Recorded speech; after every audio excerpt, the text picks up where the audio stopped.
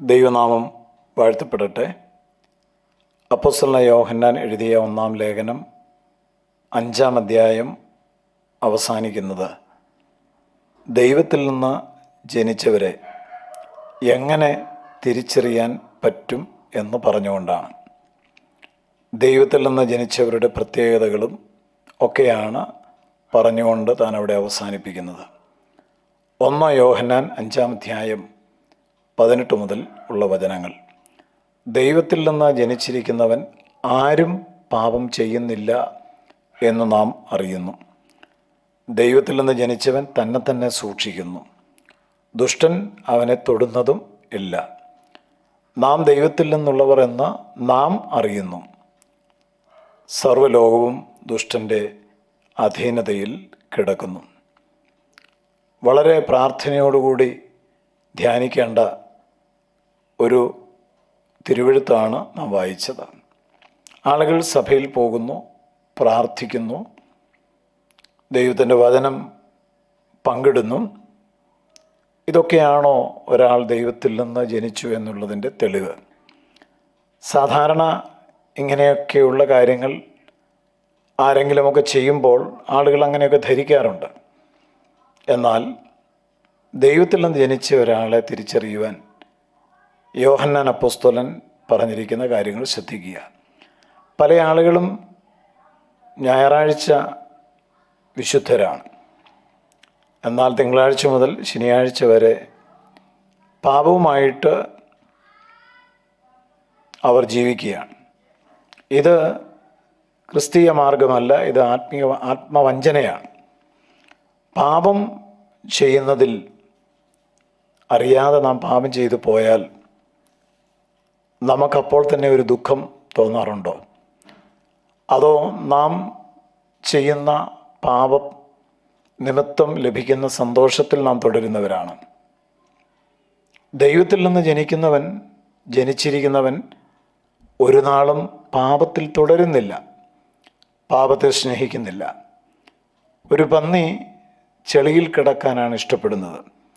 എന്നാൽ ഒരാടിനെ സംബന്ധിച്ച് അത് ചെളിയിൽ വീണാൽ ഉടനെ ആ ചെളിയിൽ നിന്ന് എഴുന്നേൽക്കുന്നു എന്ന് നമുക്കറിയാം. നാം ആരെ പോലെയാണ്? പാപമാകുന്ന ചെളിക്കുണ്ടിനകത്ത് കിടന്ന് രസിക്കുന്ന ഒരാളാണോ? അതോ അറിയാതെ ജീവിതത്തിലൊരു തെറ്റ് വന്നു കഴിഞ്ഞാൽ അവിടെ നിന്ന് എഴുന്നേറ്റ് ഓടിപ്പോകുന്ന ഒരാളാണോ? ദൈവത്തിൽ നിന്ന് ജനിച്ചവൻ്റെ പ്രത്യേകത, അവൻ തന്നെത്താൻ സൂക്ഷിക്കുന്നു. ഇത് നമ്മുടെ ഭാഗത്തു നിന്ന് നാം ചെയ്യേണ്ട ഉത്തരവാദിത്വമാണ്. ദൈവം നമ്മെ വീണ്ടും ജനനത്തിലേക്ക് നടത്തി, അത് ദൈവത്തിൻ്റെ പ്രവൃത്തിയാണ്. കൃപയാൽ നമ്മെ ദൈവം രക്ഷിച്ചു, അതും ദൈവത്തിൻ്റെ പ്രവൃത്തിയാണ്. നമ്മുടെ രക്ഷയ്ക്കുള്ളതെല്ലാം ദൈവമാണ് ചെയ്യുന്നത്. നാം ഏതെങ്കിലും പുണ്യപ്രവൃത്തി ചെയ്തതുകൊണ്ടോ കർമ്മങ്ങൾ ചെയ്തതുകൊണ്ടോ നമ്മുടെ ഒരു പ്രവൃത്തിയും നമ്മുടെ രക്ഷയ്ക്ക് ആധാരമല്ല. അതെല്ലാം ദൈവത്തിൻ്റെ ദാനമാണ്. അതുകൊണ്ട് നാം അലസനായിരിക്കണം എന്നാണോ ദൈവം ആഗ്രഹിക്കുന്നത്? ഒരിക്കലും അല്ല. നമ്മുടെ ഉത്തരവാദിത്വം, ദൈവത്തിൽ നിന്ന് ജനിച്ചവൻ തന്നെത്താൻ സൂക്ഷിക്കുന്നു. ദൈവം രക്ഷിച്ചു, അത് ശരിയാണ്. എന്നാൽ നാം നമ്മെ തന്നെ സൂക്ഷിക്കണം എന്ന് പറയുമ്പോൾ എന്താണ് നാം മനസ്സിലാക്കേണ്ടത്? നാം നന്നായി പ്രാർത്ഥിക്കണം, ദൈവത്തിൻ്റെ വചനം ധ്യാനിക്കണം, വചനത്തിൻ്റെ വെളിച്ചത്തിൽ ജീവിക്കണം. അങ്ങനെ നമ്മുടെ ഭാഗത്തു നിന്ന് ചെയ്യേണ്ട പല കാര്യങ്ങളുമുണ്ട്.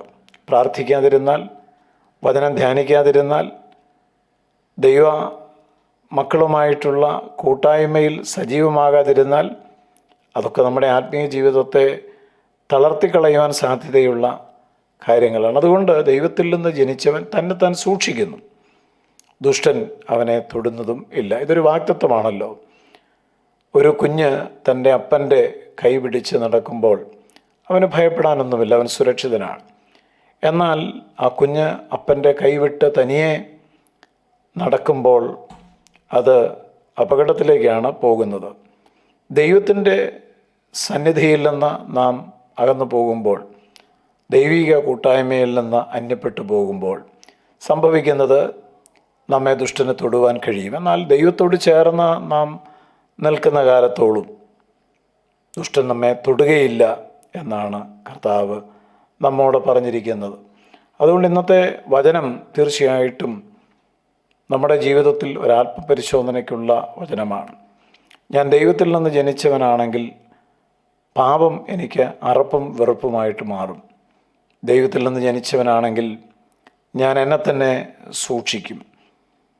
ദൈവത്തിൽ നിന്ന് ജനിച്ചവരുടെ പ്രത്യേകതകൾ ഇതൊക്കെയാണ്. അതുകൊണ്ട് പാട്ടുപാടിയതുകൊണ്ടോ മറ്റ് ആത്മീയ കാര്യങ്ങളിൽ വ്യാപൃതരായതുകൊണ്ടോ ഞാൻ വീണ്ടും ജനിച്ചു എന്ന് നാം ഭാവിക്കരുത്. മറിച്ച് പാപം നമ്മുടെ ജീവിതത്തിൽ അതിനെ നാം എപ്രകാരം കൈകാര്യം ചെയ്യുന്നു, പാപത്തെ നാം എങ്ങനെയാണ് കാണുന്നത്, ഇതാണ് ശരിക്കും ദൈവം നമ്മെ അളക്കുന്ന അളവുകോൽ എന്ന് പറയുന്നത്. അതുകൊണ്ട് നമുക്ക് ദൈവസന്നിധിയിൽ പ്രാർത്ഥിക്കാം. ഞാൻ വിശുദ്ധൻ ആയിരിക്കുന്നത് പോലെ നിങ്ങളും വിശുദ്ധരായിരിപ്പിൻ എന്നുള്ള ദൈവത്തിൻ്റെ കൽപ്പന നമുക്കനുസരിപ്പാൻ കർത്താവ് കൃപ തരട്ടെ. ദൈവമേ, അങ്ങയുടെ നല്ല വചനങ്ങൾക്കായി സ്തോത്രം. യേശു ഞങ്ങൾക്കൊരു മാതൃക കാണിച്ചു തന്നു. ആ മാതൃക പ്രകാരം ജീവിക്കുവാൻ എല്ലാവർക്കും കൃപ നൽകണം. വിശുദ്ധിയിൽ വളരുവാൻ എല്ലാവരെയും സഹായിക്കണം. ക്രിസ്തുയേശുവിൻ നാമത്തിൽ ആമേൻ. നിത്യജീവമൊഴികൾ നിന്നിലുണ്ട് പരനെ, നിന്നെ വിട്ടിട്ടാടിയങ്ങളെങ്ങു പോയി വസിക്കും, നിന്നെ വിട്ടിട്ടാടിയങ്ങളെങ്ങു പോയി വസിക്കും. നീയല്ലോ ഞങ്ങൾക്കുള്ള ദിവ്യ സമ്പത്തേശുവേ.